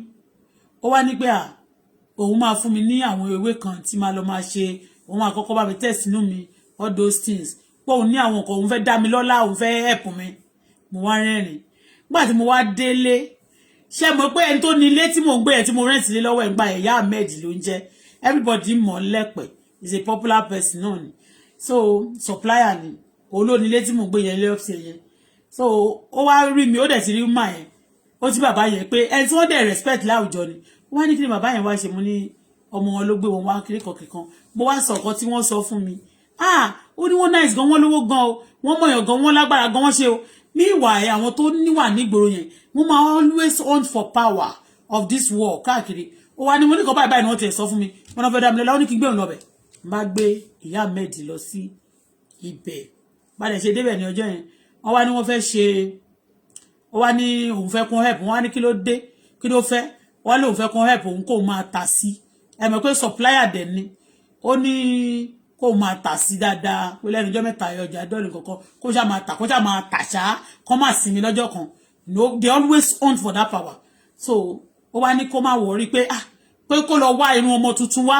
ẹ máa gbọ́ o ó ní kí ó lọ wá irun ọmọ tuntun ọmọ ìkókó tó bá ṣẹ̀ṣẹ̀ bí àwọn ọmọ yẹn tó bá ti bí wọn ní ọjọ́ mẹ́jọ yẹn ṣe mọ̀ pé ọjọ́ kẹjọ tó bá ti fẹ́ ṣe ìkómọ fún wọn àwọn mùsùlùmí wọn fà gbogbo orí ọmọ yẹn tán pátápátá wọn ní kán lọ wá irun orí ọmọ tuntun wá náà máa fi ṣe ọṣẹ àwúre fún pé tó bá ti gun wọn á fi nǹkan kan gun pẹ̀lú ẹ̀ wọn á gbé fún àlè máa tà ó máa ń ṣe supplier irú ẹni tó ṣe supplier yẹn sìn tó bá ṣe supplier fẹ́ wàá kàn rí pé ó ti lo awere pèpè sára wàá rí pé gbogbo ọwọ́ ẹ̀ ló máa ná tán kó tó kúrò ńbẹ̀ ok ó wá ní ibo lòun ti fẹ́ rí o ó wá dáhùn pé ọmọ òun kẹ̀dẹ̀rẹ́ ọmọ ẹ̀ kan ṣẹ̀ṣẹ̀ bímọ ń gbà ẹ̀ ọmọ ẹ̀ yẹn kí ló orúkọ ọmọ yìí o ó ṣàjẹ́ bímọ ó lóye tó dẹ̀ fa lórí ẹ̀ sí ó lóun ti lọ dànù sí inú sálángà o kóun ti lọ dà èyí tó ń fa ní orí ẹ̀ sí kúrò òun ti lọ dànù o pé òun bá dẹ̀ ti kó wá pé bò lòun ti fẹ́ rí báyìí o mo wá jókòó ẹ mọ́ kan tí mo fẹ́ sọ fún yín mẹ́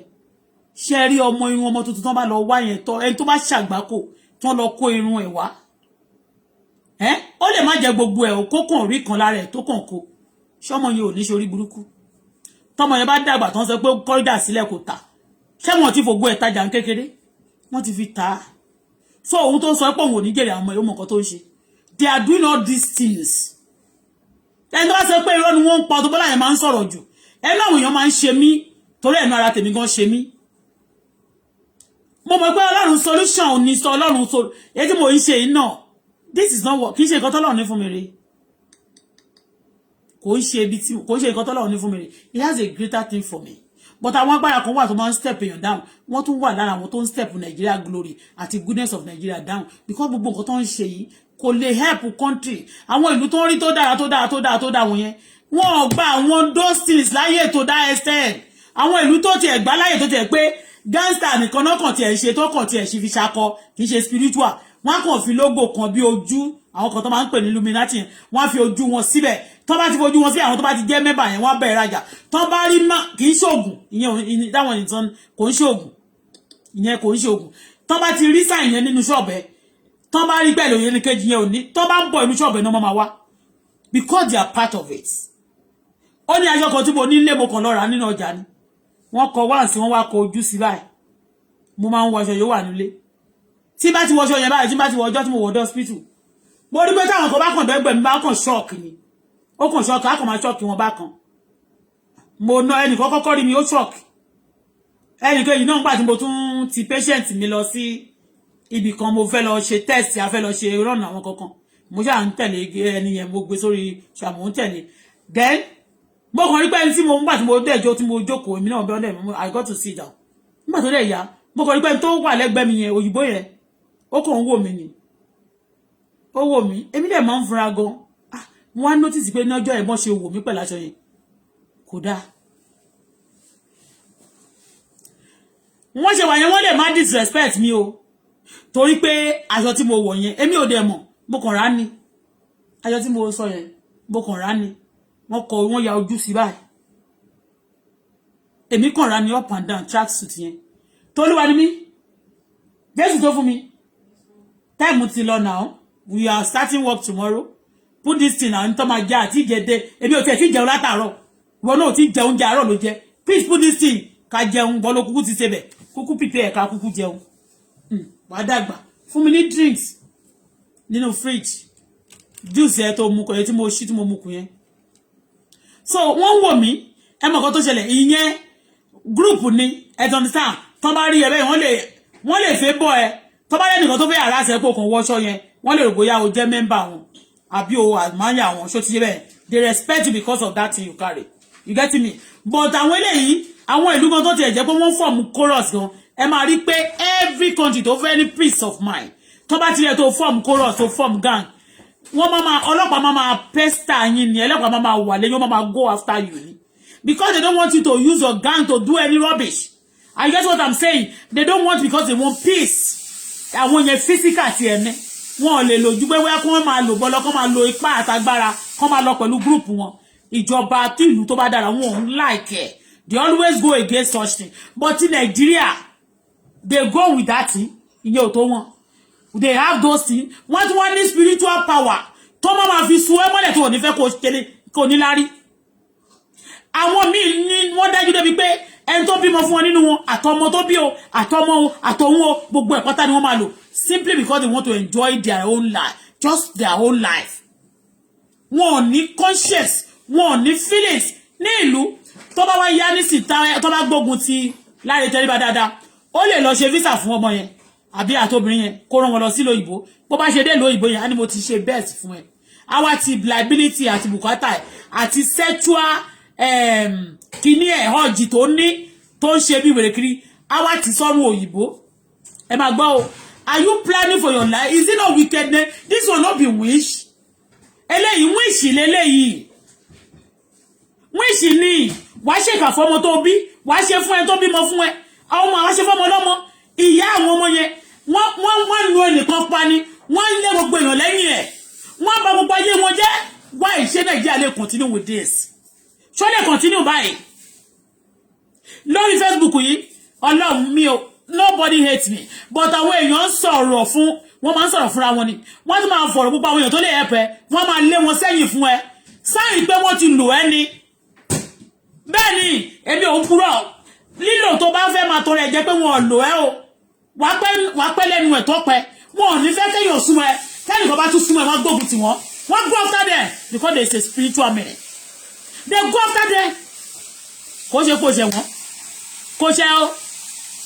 ìyàwó yẹn kò ṣe gbogbo fẹ́ ẹni tó bá dẹ̀ ti ń lòyàn tó ṣe ritual bẹ́ẹ̀ yẹn Láre Tẹríba mo tún sọ with my mouth is a ritualist tí o bá ń ṣe ritualist obìnrin kan bímọ fún mẹ́ta ní London ìyẹn ti bímọ mẹ́ta tẹ́lẹ̀ kó tó di kó pàdé ẹ̀ ó tún wá bí sí nígbà tó bí sí ó wá kàn sí lọ́rùn number one gbàgbé pé America àbí London bí tẹ bá wà wọ́n bá yín tọ́jú ọmọ yẹn there is a thing ó ní àwọn tí àwọn èèyàn bá ti kú àgbọ̀ pé wọ́n kú but àwọn ipò kan wà tẹ́ pé rọ́ọ̀lù bàbá ò gbọ́dọ̀ miss nínú ayé ọmọ all these parents father àwọn fatherless father àwọn fáwọn no àwọn dead father nígbà tí a máa pè wọ́n náà yes father that is dead you understand me wizard ni yes they are wizard you get it they are this one are wizard it's because of selfish interest all these father these women they will be the one to struggle tó bá tó wá máa lọ ṣiṣẹ́ làálàá ẹ mọ̀ pé iṣẹ́ kan wà nínú òyìnbó iṣẹ́ làálàá ni bẹ́ẹ̀ ni ní ìgbà mìíràn tí n bá ń ṣiṣẹ́ mo máa ń sunkún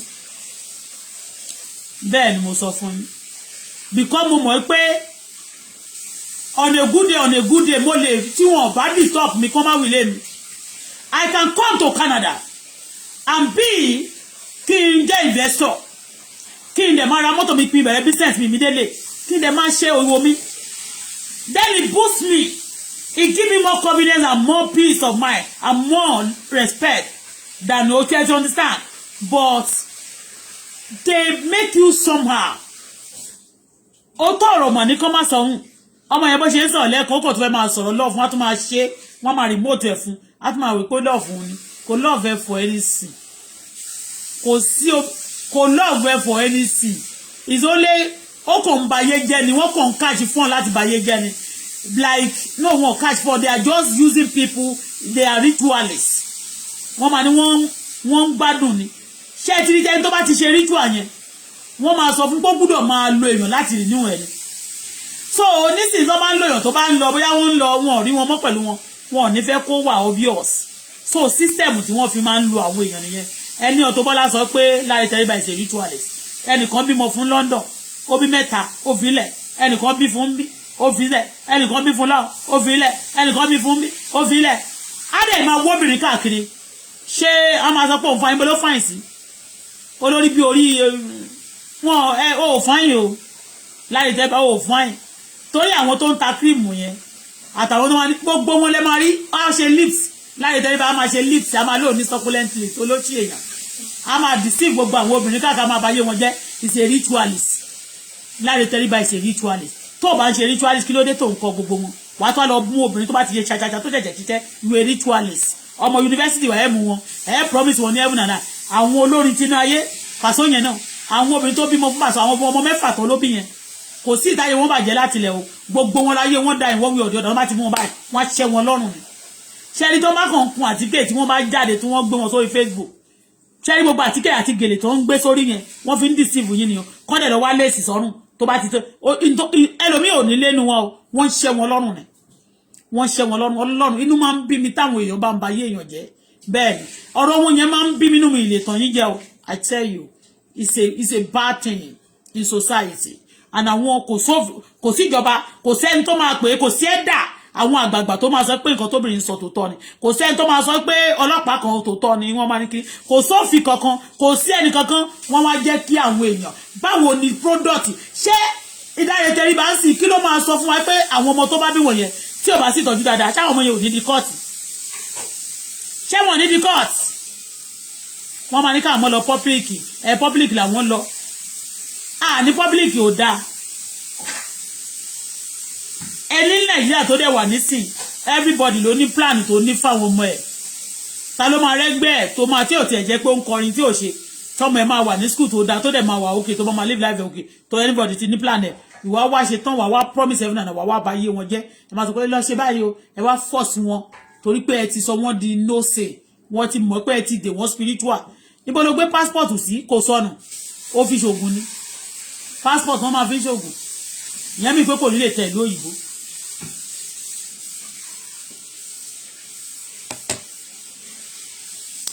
ó sọ ó fi ṣògùn ni ó fi ṣiṣẹ́ ni tó bá wọ́n fi ṣiṣẹ́ pé ò ní lè rí tíkẹ́ẹ̀tì ò ní lè travel ni wọ́n fi ṣe fún ẹ.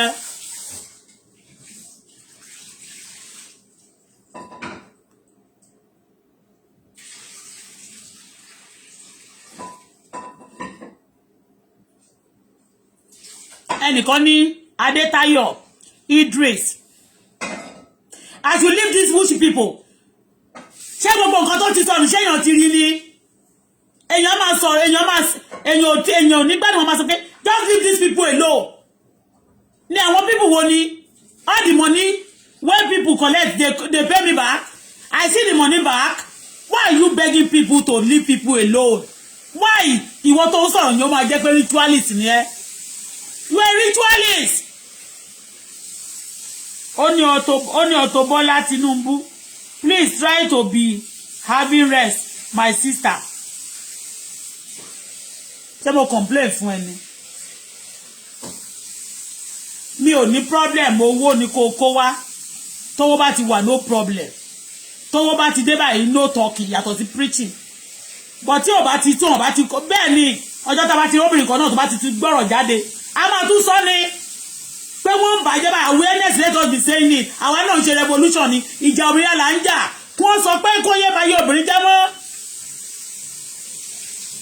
kó yé báyé obìnrin jẹ́ mọ́ tákùnrin bá obìnrin bá ṣe kankan obìnrin ò ní respect òun á sọ ìyẹn common respect nìyẹn o but bá ti di pé wọ́n fẹ́ sọ kíní báyìí ní àwọn nǹkan tó tangible wọ́n máa gbé pé ẹ fílẹ̀ fọlọ́run because they don't want their secret to be open why tí wọ́n fi ṣe ritual a tún sọ̀rọ̀ wọn tún wá sọ ti olórin ayé wọ́n tún wá sọ ti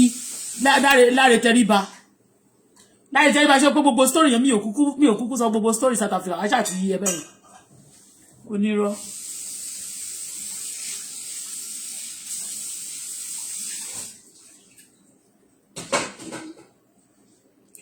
ìwọ tó sọ̀rọ̀ yìí Ayílára Isiaq lágbára Kristi ó máa ṣiṣẹ́ kú tí Jésù ó máa ṣiṣẹ́ kú òdẹ̀ ní gbowó nítorí wish ni ẹ lágbára ìdùnnú máa jẹ́ tiẹ̀ oní rest why watch no dey rest. Iṣẹ́ la go ṣekú. That back to sender is for you in Jesus' name. That will not be my portion. In Jesus is for you. Whatever you wish me is your portion. In Jesus' name. Ìwọ tó sọ̀rọ̀ yẹn, orúkọ ẹ̀ kì í ṣe orúkọ ẹ̀ nìyẹn. You a ritualist. Olára ṣe ń ta ẹ wá èdè. Kí ló dé tó hàn tẹ́ tó ń joyin? Ó ń joyin gan ni o. Ó lè.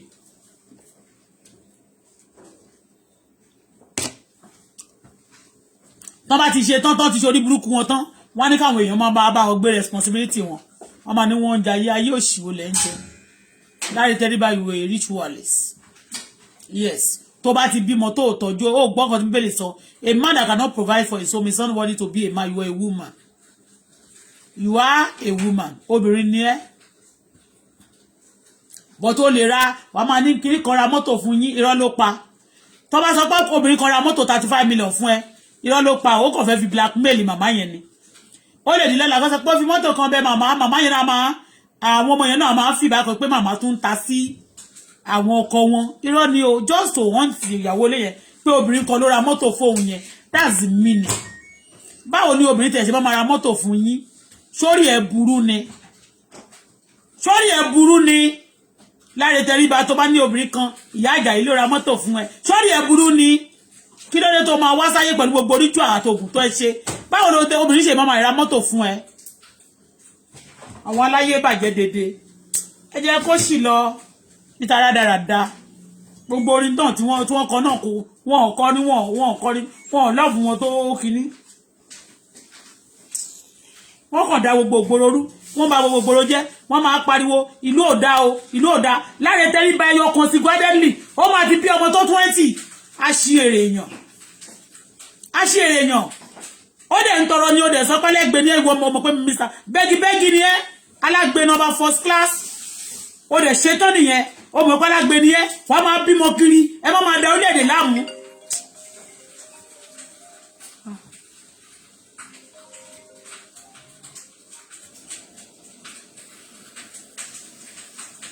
Hello, good evening. Oh, sorry, I'm sorry. Okay, thank you. You said? Bye. Okay, send me everything. Okay, I know.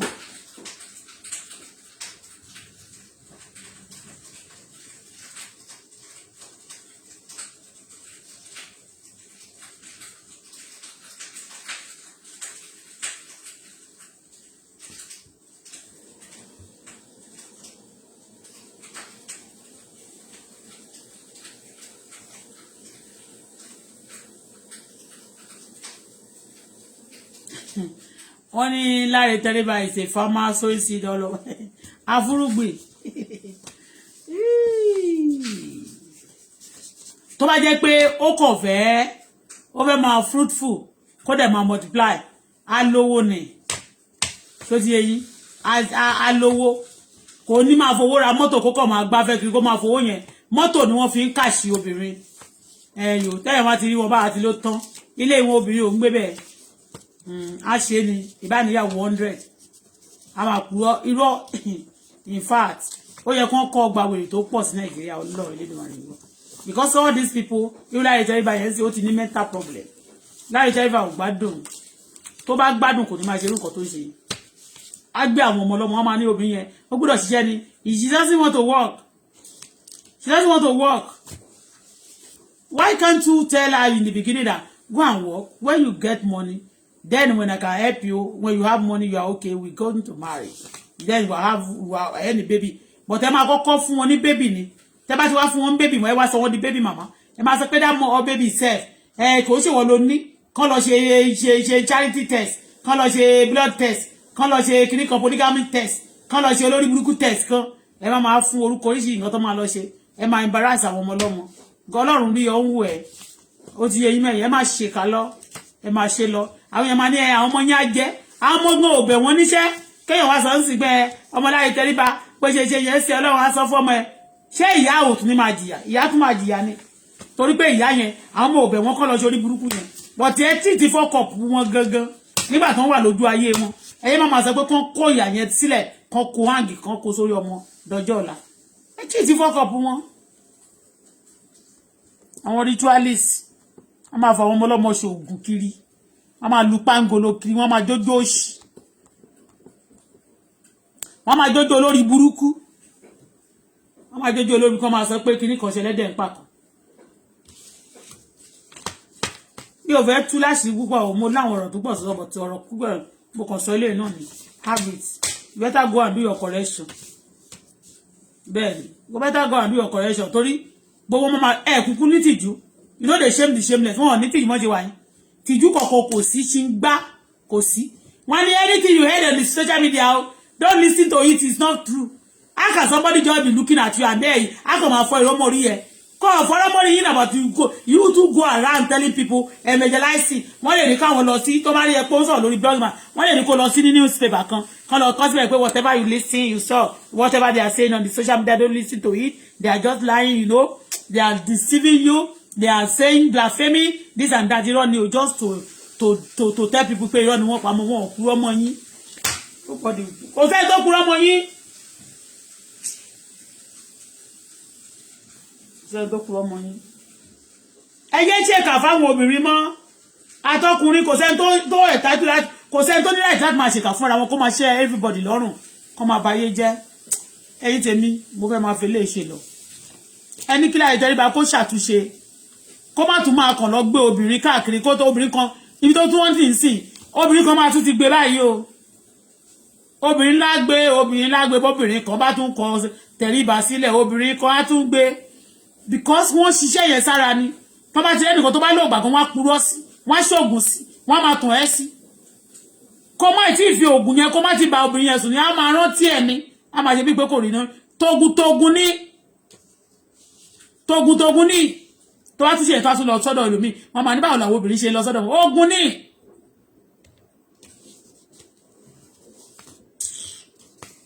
Wọ́n máa sọ pé àwọn fáìn ni ẹ fáìn lọ lẹ́ṣẹ̀ Mr. Nigeria ni àbí Mr. World kẹ máa gbowó kẹ lọ máa gbowó lọ́dọ̀ àwọn ọjọ́ owó àgbáyé wá sílé dẹ́nu ẹ máa ba ìgbẹ̀bẹ̀ ẹ ń ba gbogbo ìjọba jẹ́ ẹ ń ba ìjọba jẹ́ fáwọn ìjọba Nàìjíríà ẹ ń ba ìjọba jẹ́ káàkiri ẹ wo iye ọmọ láyé tẹ́lẹ̀ tó máa wà nílùú òyìnbó gbogbo wọn ní àwọn musician yẹn ló ní ọmọ nílùú òyìnbó kì í ṣe gospel o ìmí ìwà tó pé owó ẹ̀ ló fi ń tọ́mọ tiẹ̀ bọ̀t ṣáà gbogbo wọn yẹn tó bá ti bí báyìí bọ́ǹtù òwe wọn bímọ sí títì ni ìjọba òyìnbó ló ń bá wọn tọ́jú ọmọ wọn ìmí nínú wọn tọmọ òyìn mi ìbádàgbà nínú ọba màmá gbọ́ that's my son o ọmọ tó lòwò ní jèrè olórí burúkú ẹ̀ ń sìn tó bá dìgbà tó bá yá sẹ́rẹ̀ ni that's my son kọ́mọ yẹn lè ṣe that's my son o that's my son that's gold that's silver that's diamond that's ruby that's kango that's this and that wọ́n máa ṣe nìyẹn o àwọn olórí kẹjẹjì olórí wọn bí orí ẹrù empty score ni wọ́n ń gbé kiri àgbàyà.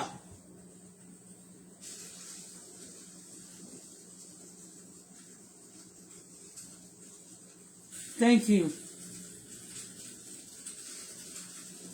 Láyé tẹ́ríba lọ́kọ́wọ́ ọmọ ẹbá ṣọ́ torí èpè kéékèèké ń sìn àwọn èèyàn máa ṣépè fún ẹni èpè yẹn òjò yín lójú tẹ máa lẹ́ẹ̀lẹ́ṣẹ́ tẹ fi ń wèpè láwẹ̀ ẹni àwọn ìyá tó máa ń bá yín jókòó ẹ máa lọ jókòó sórí odó simply because ẹ̀yin fẹ́ jayé títí yín àwọn bàbá kan gbogbo ilé ológun àgbáyé lẹ máa lọ wọ́n rìn lọ Sókótó wọ́n rìn lọ Ṣìkàfàǹṣà wọ́n máa lépè ò lè ràn yín àwọn ọmọ tẹ́ ń bí yẹn náà wọ́n máa ní ọjọ́ ìlà àwọn ọmọ iná ń bàjẹ́ wọn ò kí ẹ̀ fáwọn ọmọ ẹ ṣépè fáwọn fúnra wọn ẹ ṣépè fún wọn tó bá ti ṣe orí burúkú ní kẹ́ ṣépè fún torí kọ́ bá dẹ̀ ti ń ṣépè tó wá fọ́ọ̀nì ní pé tẹ́ bá ti ṣépè tẹ́pè bá ti wà lórí ẹ̀bẹ̀ yìí ó máa fi pè rán mọ́ ẹ ń ba ayé jẹ́ ni o èmi fi lè ṣe lọ ẹni bá ní má dé ni ò ní dé bá ẹni bá dẹ̀ ní mi ò ní nísìmí ò ní nísìmí o iṣẹ́ làgó ń ṣe kú o bẹ́ẹ̀ ni ẹni tó bá sọ pé mi ò ní nísìmí ò ní nísìmí gbogbo ẹni tó lọ́wọ́ nínú ìdààmú àti ìṣòro tí mo là kọjá láyé ó máa ṣòfò last ọ̀run máa páàkì yín kó ní ògùn tó máa sọ yín sínú òfò ẹ máa wòran bọ́dọ̀ ṣe máa ṣe ẹ̀ nímọ̀ mo ń bọ̀ olúwa ó lè má yà lógún ọdún oníkálukú máa gbèrè iṣẹ́ ọwọ́ ẹ̀ àfi yọ anybody gbogbo àwọn tó ṣe burúkú síta bá sọ pé kán ronú padà TB Joshua yẹn ó ti lọ sìn gbogbo nǹkan tó ní private jet gbogbo ẹ̀ kí ló fẹ́ ọmọ mẹ́rin kò dé òun ò tiẹ̀ wá bímọ púpọ̀ ìyàwó TB Joshua gan àárí ìyàwó kan ló ní ó ti kú ó ti lọ sìn ayé ìyá sánmà ni kẹ́ẹ̀kan ṣe dáadáa kẹ́yẹ́ ru orí kẹ̀rẹ̀jẹ̀ kiri kẹ́ máa kó pangolo kiri gbogbo àgbáyé kẹ́ máa kó pangolo kiri orí tiẹ̀ ti pọ̀ jù tó pé wọ́n ti mọ̀ pé níṣù àyí náà ni àti obìnrin àwọn obìnrin tí ò bá ti wá gbà fún báyìí àbí tó yẹ pé ó ti tí ò bá ti gbà fún báyìí wọ́n tóbìnrin bá lọ ṣiṣẹ́ orin báyìí wọ́n di obìnrin yẹn mọ́lẹ̀ ni wọ́n jẹ́ ń gbórúkọ ẹ̀ mọ́ olóògùn ritualist ẹni tó bá tún ṣe ritual tó bá jọ tiẹ̀ ó lè mú o ritualist láre tẹ́ríba is a ritualist stop using women for your nonsense tini àmọ́ nǹkan tó ń kọ gan tó tún ṣe ritual sí ta ló ń gbórin yẹn gan àwọn aláṣẹ tí bàjẹ́ pé ó ní ẹ̀ ò move kò ní inspiration ó ní ẹ̀ ò move mi rí torí pé orí àgbèrè ní gbogbo nǹkan tó fi kọ́ ogun ní àwọn ẹ̀mí òkùnkùn ló ìwìn ló lùlù fún ẹ kò sí àwọn èèyàn tó wà lẹ́yìn ẹ̀yẹn o but ìwìn because gbogbo nǹkan lẹ́ti kànjọ́ òde péré lọ́mọ ọlọ́run bàbá ìjàre ẹ̀yìn tèmi